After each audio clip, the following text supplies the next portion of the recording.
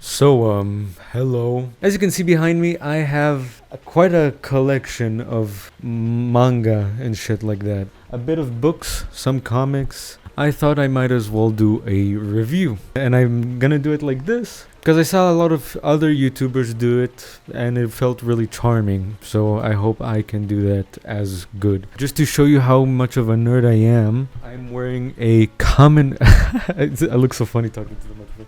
I'm wearing a Kamen Rider shirt from Japan. My sister got it for me, so... I'll do it like this from here. Because I realized you could see my dirty laundry if I put it there. So, this is a bit less embarrassing. So I'm going to go from top to bottom. Because why not? It's much easier to do that first. Put the effort. So, yeah. Okay, this is the comic Mouse. I have the complete edition. I haven't read it yet, so I have nothing to say about it yet. Scott Pilgrim, yeah. I have the color edition and the normal edition. There's also the Evil X's edition, but that just costs more money, I think, and there's no point for me to get them both. Right now I only have the first volume, and I plan on getting the rest. There's only 5 of the color edition, or I think 5 in general. I also used to own the normal series when it was like the black and white one. Now, I read this and I liked it. It was okay, It was pretty short for my taste, and then it makes me wonder how the rest of the comics are. Because if this had such little content within it, not necessarily bad content, I really liked it. I like the art style a lot, and it really improved very well to the rest of the comics. I don't know, something was missing for me. But I really like both the anime and the movie. The movie is one of my favorite ever, and on my Letterboxd, it's in my top 4. Yeah, I have a Letterboxd. Call me a performative male, especially with one of the next additions to this video, which you'll see in a moment. But yeah, Scott Pilgrim, I would rate it a 9 out of 10. Well, no, the movie is a 10 out of 10. The comics 8. Yeah, let me remove my glasses. I probably look weird. Alright, now I'm gonna do a quick review for 3 books because I haven't really read them, and it's something that I plan on reading. Alright, these are art books, alright? I like drawing occasionally, and I thought I might as well take it a bit more seriously now that I'm very bored, so I got myself a few drawing books. Theory is very important, at least in my opinion. So this one we have Drawing on the Right Side of the Brain by Betty Edwards. I was recommended this book a lot. I also saw it being recommended a lot on Reddit and Instagram and TikTok and all of that. So I got it. A New York Times bestseller. I don't know if that really matters. Haven't started reading it, but it's supposed to be... oh my god, my English. It's supposed to be the first book that I'll have to read through as I make my theory process. I made myself a little plan, and I still haven't gotten to it because I've been focusing on things like platinum in Dark Souls 3. Second one is Nicolaides, The Natural Way to Draw. Also can't rate it because it's meant to be read after the previous one, and this is supposed to be the last one. Morpho Anatomy for Artists. Oh shit, I hope I don't accidentally show the back. There's titties on them. Don't have a rating, as I said. I haven't really read any of them, but I'll make sure to update, maybe in the comments if this video gets enough views or something, I don't know. Now, I just have to say, something that I felt happen as a result of people calling men performative men. I always cringe at myself whenever I read something that should be considered feminist literature or, something generic, I won't do a review about it here because it's downstairs, but I have 1984 and shit like that, and I feel performative for owning that, and also feel performative for reading this book, but I got it either way because I had a pretty interesting experience when I got interested in reading it, and this is The Handmaid's Tale by Margaret Atwood. I have a picture of her right here, but I won't show you because I don't know, I can just do it in the editing. Okay, so the story behind me getting this book, I'll just say I haven't really read it yet. I only read the first few pages. This one is with the introduction by Naomi Alderman. The reason I'm not doing reviews about books is because I generally don't read them. I only read manga and comics because I'm a fucking dweeb. So I live in the country, all right? I'm a country boy, a rural area, okay? So I went to the city to visit my sisters who live in the big city. And I went to the mall and I was super like overstimulated. I really suck and going alone to the mall especially. I just feel like overwhelmed by everything going on around me, and then I just like I lose all motivation to look for what I came for. So with all of that, I saw a bookstore and I was like, oh fuck, maybe a place of respite, you know? I can rest there. Wouldn't that be wonderful? Wait, I'm checking if I'm still recording. This would be really embarrassing if I'm not. So I went into the bookstore and I saw people sitting down to read. So I thought I might as well do the same. And I went over to look for a book for me to read to calm down and then continue with my solo journey through the big city. And I saw this somewhere just laying there. And I was like, oh, I've heard of this, especially since Trump got elected. Let's see if that's really related, but the introduction makes it seem like so. I picked it up, I read the introduction, and I really liked it. It seemed like a good book, so I bought it. It didn't cost that much. It was also a really cheap bookstore, so thank you to the person who sold it to me. And yeah. Alright, so now we're getting to the interesting stuff, the manga, the thing that I can actually review about. And we'll start with Dandadan. Now, as you will see with a lot of the mangas that I own, I actually read this online and only got the physical volume after. This is what I did in general with my collection. I don't collect to read, I collect to, support, to show my liking of something, if you get what I mean. And that's what I did with Dandadan. I read Dandadan since before there was a first volume in either Japanese or English, not to show off. I remember reading from like the first few chapters, and I've been keeping up with it for like 3 years already, I think even more. And holy shit, has it been a good ride. It was just incredible. Let me see on my notes here what I can talk about, because I wrote some stuff. So firstly, I gotta say, I fucking love the art style. It's one of my favorite art styles in manga. I'm pretty sure it has to be like top 5, and maybe I'll put at the end of the video top 5 art styles for me. I like the way the author mixed CGI, not CGI, like 3D animation drawings and even some real life pictures with the manga to give this kind of weird, bizarre feeling of, I don't know, it's Dandadan. It's made to make you feel weird, and I just can't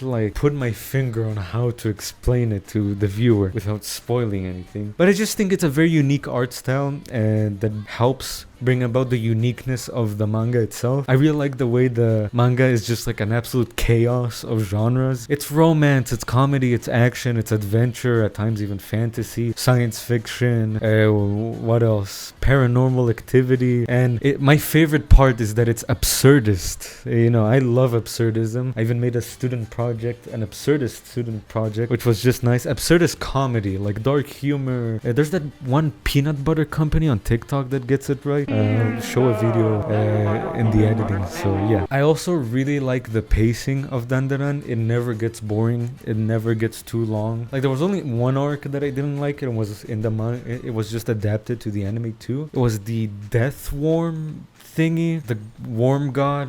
I don't know, I fucking hated that arc, but otherwise I enjoyed every moment of this manga. For that, I'll rate it a 10 out of 10. I really like it. Yeah, it's universally good. Everyone agrees. A lot of people do. The anime has been doing a good job in my opinion, but there are some things it's lacking at times. But in general, I love it. And I also think that the character designs in general are good. I think Momo is very pretty, and I think Okarun is a man worthy of her. Okarun is you should strive to be like him. Well, in some things. He's a bit of a twink. I guess if there aren't any gay accusations towards a man, then he ain't the one. That's what I've been told. I don't know.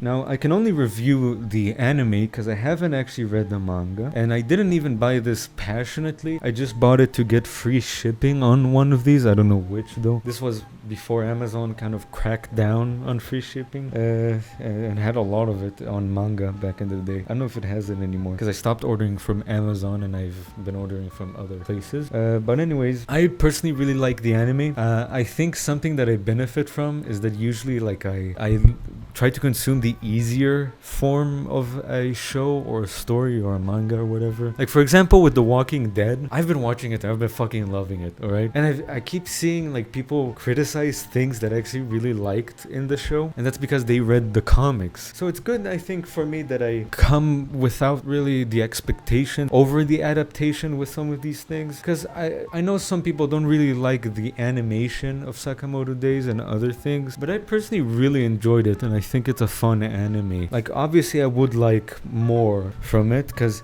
you know, before the anime came out, this shit was like the most hyped manga outside of One Piece, you know? And now I feel like the hype has died down a little bit with the anime. But yeah, I'll make sure to read this actually. Maybe I'll do it right after I finish this video. But the anime, I'd rate it an 8 out of 10. As I said, it is still lacking in some things. Alright, so now we have a manga that I didn't get myself. It was a gift from my girlfriend, and that is Deadpool Samurai. Now, my girlfriend, I guess, put a lot of thought into getting me this, because I'm a Marvel nerd, used to be at least. Yeah. Anyways, I'm a Marvel nerd. And Deadpool isn't my favorite character, but I really like him either way. You know, I really liked the PlayStation 3 game, was it? I used to watch the Rad Brad play it a lot and was fucking amazing. So my girlfriend got me this, a good combination of my interests. Now, you can tell they didn't put that much effort into this manga, and it's really just a collaboration manga. So obviously the story or art isn't that great, but I would say it's decent. I enjoyed it, and I don't regret having it in my collection. You know, I'm never gonna sell it. Like there are parts where the art is pretty nice. I'm looking at it right now. I would rate it a 7 out of 10. It's good, I like it, but I wouldn't necessarily recommend it to someone. This isn't actually the cover, but I think every volume 1 comes like this because it's more of a one-shot at this stage. Here's the actual cover. Let me try. You gotta spread it. Let me. It comes with a poster, I'm pretty sure. Too. I don't know if it's a poster or just like a really nice cover art, but yeah, that's very nice. I don't know if I can show the back. I won't, because I don't want people thinking I'm more of a degenerate than I actually am. Okay, so firstly, I'm a big Bleach fan. I don't know if you can see it from here, but there's some Bleach in the bottom shelf, which we'll get to later. And before I was looking to collect the manga, I was just looking around a bookstore, and I asked him, hey, do you maybe have Bleach, you know? They did have Bleach. They only had like it's not omnibus for Bleach, but it's, you know, the 3-in-1, and I didn't want that because I know those are really low quality usually. So I asked him if they had any solo volumes, and he said no, but we have this, you know, made by the same author, same art style, and same universe and everything. And I was like, okay, why not? I bought it. It was pretty overpriced, but you know, whatever. And I read it, and it was fucking really good. It didn't feel to me like Bleach, which is what I liked. It actually had like a decent amount of world building, unlike Bleach where they just talk. I can get to it more later, but one of my criticisms for a lot of shonen anime is that the world building is done really directly rather than subtly, or, you know, at least in a natural way. And I think Burn the Witch actually did that nicely. I think there was very nice world building. I really liked the setting in general. It's like Bleach, but in London, and instead of hollows, they're hunting down dragons, which is really cool. Instead of the Soul Society, they have this other organization. I don't know, a lot of stuff. It was fun. I really like the two main characters, especially the blonde one, honestly. And you could really see how Kubo's art style developed and how much it improved for this project. Good art style, good pacing. It was very fun to read this, and I was pleasantly surprised. I would rate it a 9 out of 10. Also, it says the price here, $20. Damn. I'm a huge One Piece nerd. I have right behind the camera a Luffy wanted poster, and here in this closet right here I have at least like 7 One Piece shirts. My girlfriend said she would kill me if I get any more, so that's why I don't have more than that. This is the Japanese edition, so I haven't read the first volume. My sister got it for me from Okinawa. My sisters are cool, but I have watched the anime, and yeah, that was I don't know if that was a dark period in my life or not. 2022, alright? I had friends, but I was a really shitty person, so they barely wanted to hang out with me, and I wasn't yet with my girlfriend, so all I had to do that entire year was watch anime, and I was really getting into anime that year. All I did that year for the first half year was watch One Piece, and there was a point where I got to 30 episodes a day, and it was, I think, the peak of my anime geekiness ever in my life. I watched so much One Piece in 2022 that for the rest of the year I could barely watch anything until I watched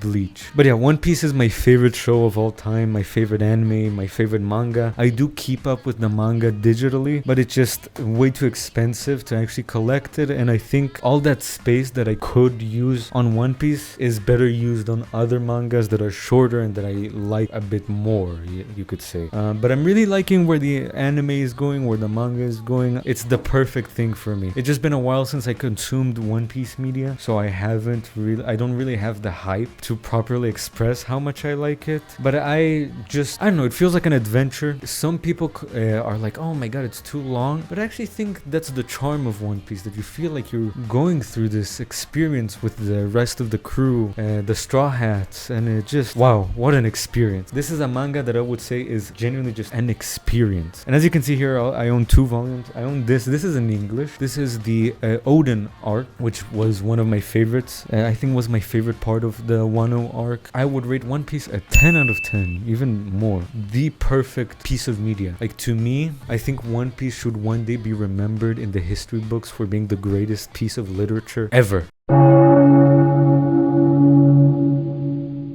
Alright, the next is the one that takes up like half the fucking space in my bookshelves. Chainsaw Man. This is the second manga that I collected, and it's what actually like genuinely got me into reading manga. Listen, I love One Piece and it's my favorite thing, but if I were to say if what I'm more of a fanboy of and what I would get more excited to talk about, it's Chainsaw Man.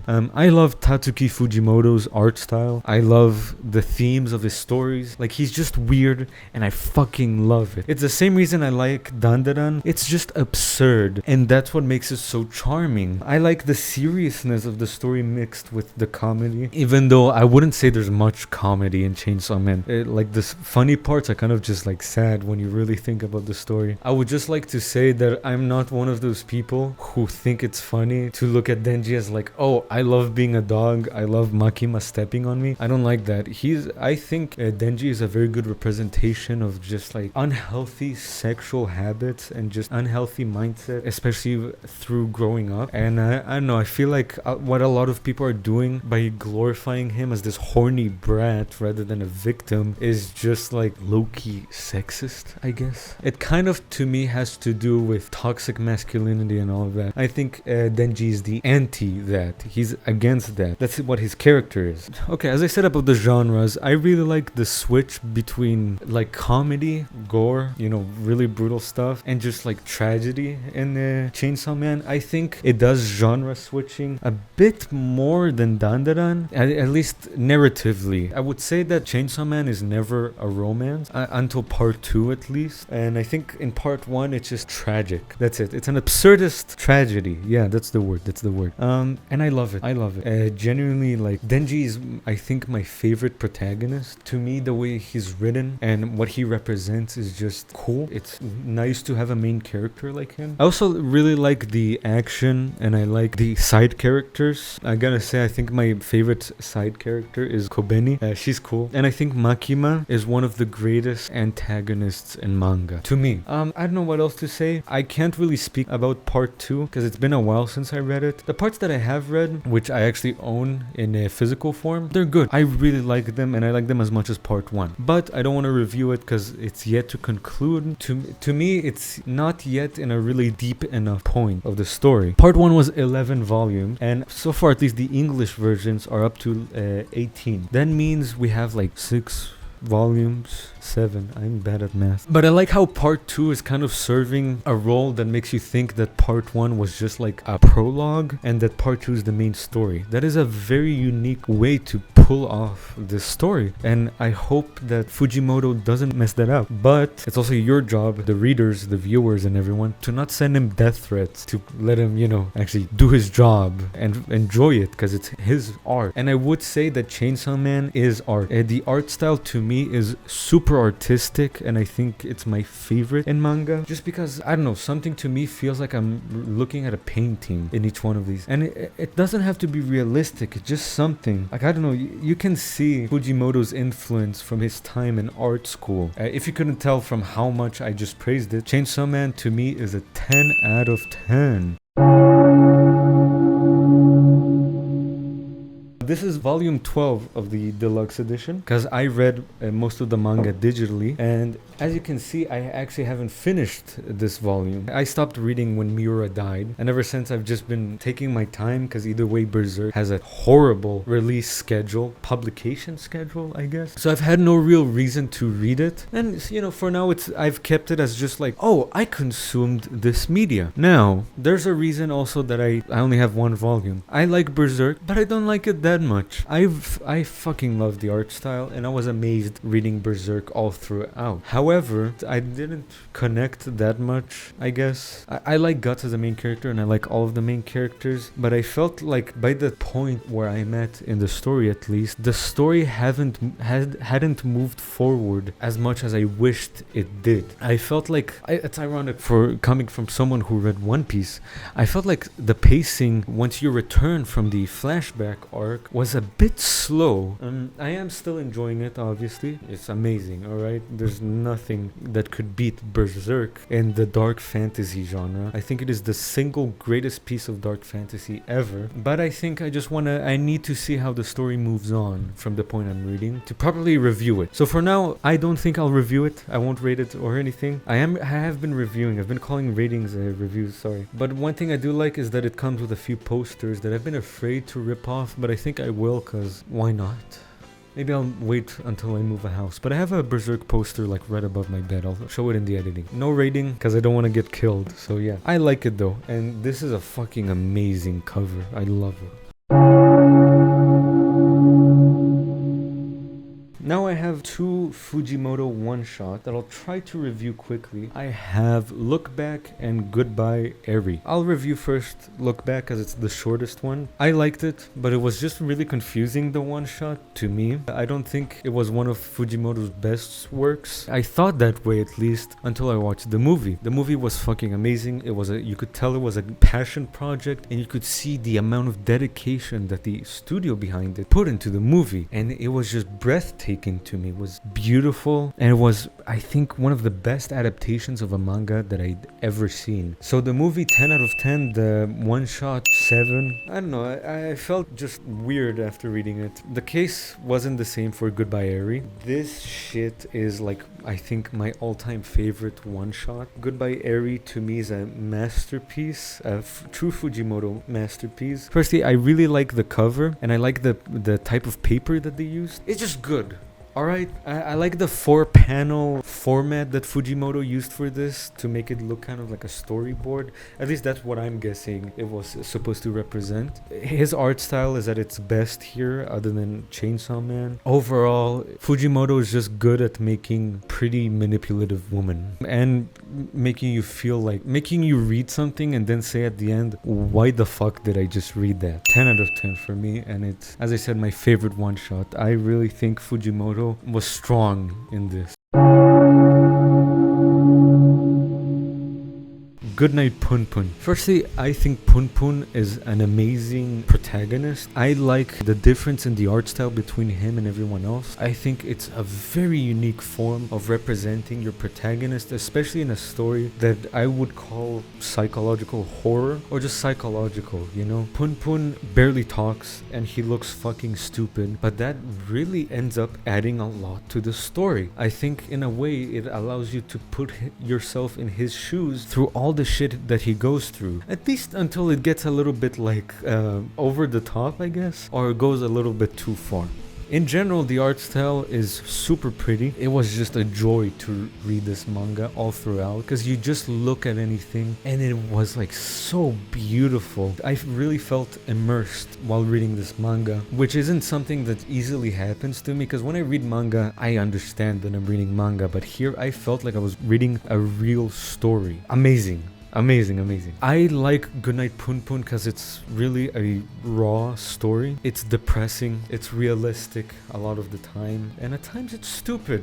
And I really like that mix. Something that I like about manga, it's the usage of comedy to emphasize negative feeling. Punpun is very silly. He's followed by this fucking afro having or whatever random guy who he claims is God. And that is fucking weird, and that would be really funny in any other manga. But in here, this shit is disturbing. Like, good job to the author for doing that. I really like that. It's so cool. There were many parts throughout Goodnight Punpun that I had to cover my mouth out of shock. And there were other parts where I just turned a page, saw what was going on, and had to close the book and do a break. And I think it's good. Not just because of how depressing it is or whatever. I think it does what literature should do, and that is evoke emotion. And it really does all throughout. Something that Goodnight Punpun shares with other media that I'm consumed, such as Omori or Night in the Woods or Enna Dream Barbecue, is this feeling that I find unique to psychological horror. This feeling of, oh, things look nice, but I know that something is gonna either happen or that something happened and I'm about to find out. And I like that. I like that feeling of being disturbed, of being uncomfortable when I'm reading this, because that means it's doing its purpose, and I just really applaud the author for that. I like the ending as a whole, but like the very last few pages felt missing to me, but I think that's the point. I think the story is supposed to end like that. I was about to almost give a spoiler, but I want you to read it. I really think that if you want to get into more serious manga, Goodnight Punpun is, I don't think it's good for a start, but I think it's good when you're, you know, testing the waters, maybe. It's a 10 out of 10 for me. Now the next one will also be short because I just don't really have such strong emotions related to it, but I still like it. That is Evangelion. Now I actually haven't read the manga yet, so I can't say anything about it because it's different from the anime. I like the anime a lot, but I don't want to really review it. I don't have energy to, because it's also not related to this video that much. But yeah, I'll make sure to read it. I really like the art style from what I've seen. No rating because, you know, haven't read it. Now we're going to another one of like my top 3 manga. It's one that I fucking love, Gachiakuta. I think that's how you say it. I'm sorry if I'm messing it up. I've been reading Gachiakuta since day 1. I'm a fucking OG with this, and I'm proudly saying it, not to just show off, it's just because I fucking love it. It's not disappointed me once. Now, the art style. The art style kind of gives me the same vibes as Jet Set Radio, and I don't know, Y2K aesthetic. I don't know why, but I really like it. It's kind of like punk, evocative, it's experimental, it's weird, and it's creative. It's so cool. I love the art style. Okay, Chainsaw Man is my all-time favorite art style, but this is like tied with it. I think it's just such a good art style. I love its uniqueness, and I wish more manga was this like rebellious when it came to art styles. And by that I mean that more manga should just experiment with more art style. I fucking hate this issue in manga and anime that most of them have the exact same stereotypical art style. This is what I want.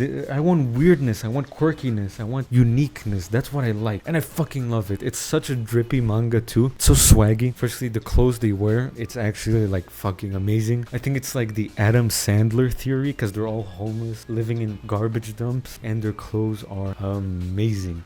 I really like the political topics of Gachiakuta. I like the wealth gap, the wealth divide, the relationship between between the rich and the poor, and I guess technically the middle class and the poor too. I think it also is a nicely diverse cast. There's people from all forms, and it never suffers from same face syndrome. It really doesn't. It has very unique world building. It has a very cool power system. I love the power system, but I don't really focus on that because I don't know, I'm not one of the people who always try to focus on scaling and everything. All of the characters are amazing and I love them. Other than Rudo, the main character, I like the girl. I forgot her name. Her power is like scissors. She's fucking cool. She's amazing and one of my favorite female characters in manga and anime. As you could probably tell from my praise, I rate Gachiakuta 10 out of 10. I still keep up with it and not once have I disliked the manga. Like, it's generally the one manga, I think, other than Chainsaw Man, that there isn't a single part that I didn't like about it.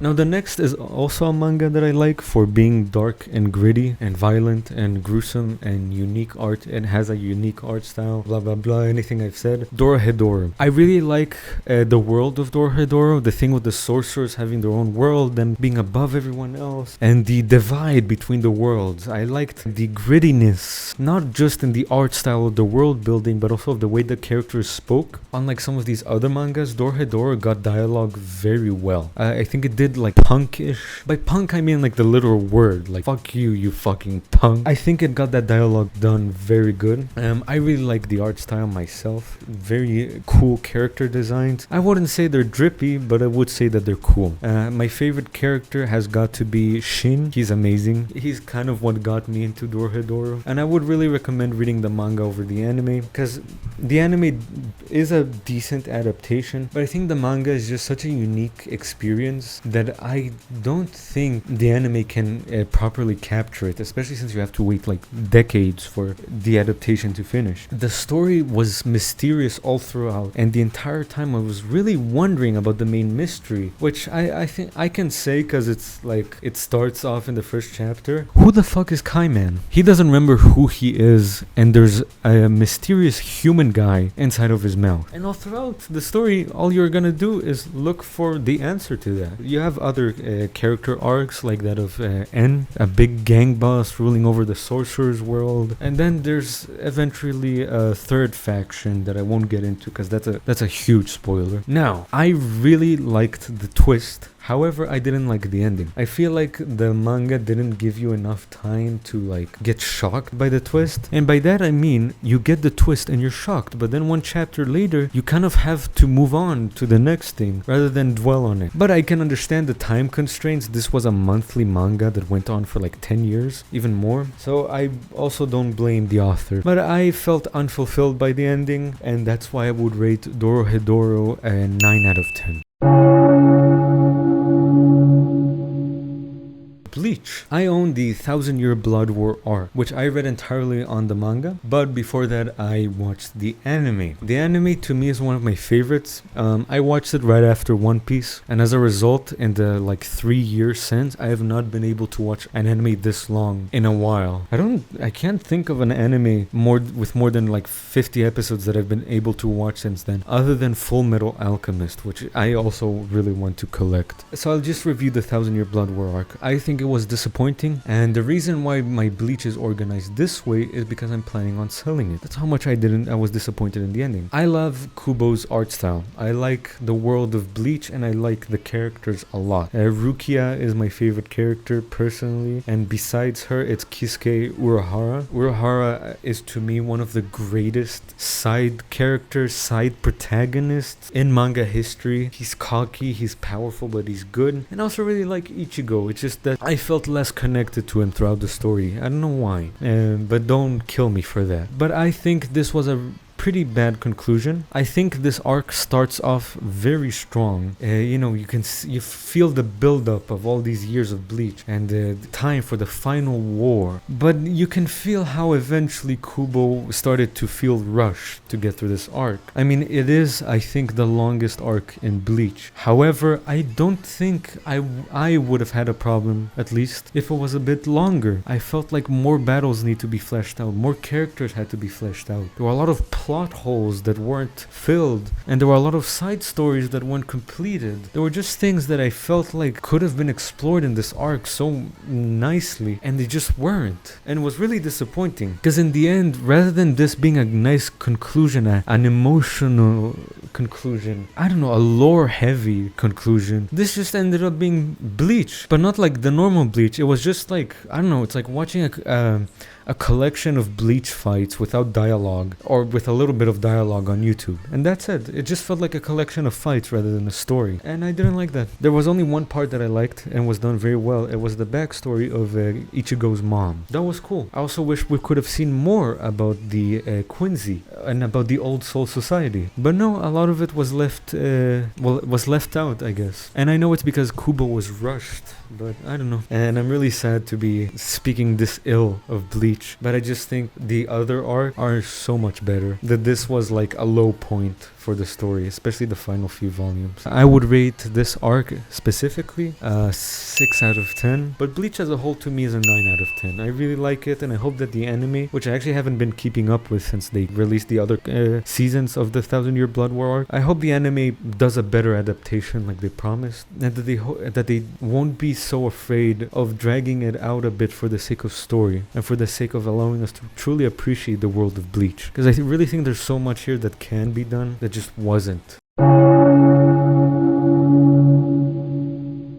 Next is Attack on Titan. I don't want to say too much. I've watched the show 4 times, and I read this before the final season came out just so I could get the ending. It was good. 10 out of 10. Yeah, I better get moving on, because I've been standing here for a fucking hour.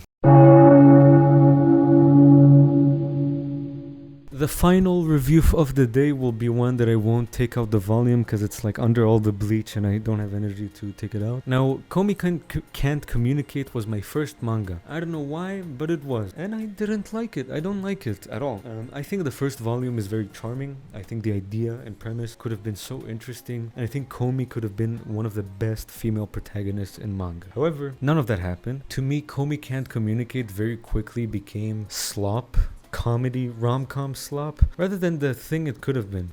The first volume was really good in my opinion. I think Komi presented herself as a good character. Her appearance properly represented what she was meant to represent, and it was interesting to see some of the side characters. However, eventually I just kind of started to become repetitive for me and uninteresting. It just became boring, and I don't know. I felt like her issue of she can't communicate became more of just a part of the title and just a bit rather than a center point in the story, and I didn't like that. I also didn't like the anime that much, honestly. I'll rate it a 7 out of 10. It is decent, but I also don't like how the art style developed. As you can probably tell by now, I'm very tired. I've been standing for like an hour and a half, and I think I might as well just go edit this video. But anyways, thank you for watching. I hope you enjoyed it, and I would like some of y'all to share what you think about my opinions, and feel free to ask me what I think about certain parts of the mangas that I shared here, you know, to expand on my reviews. I just didn't want to do that because I didn't want to make too long of a video, and also didn't want to give spoilers, as I kept saying throughout the video. Have a nice day. Bye bye.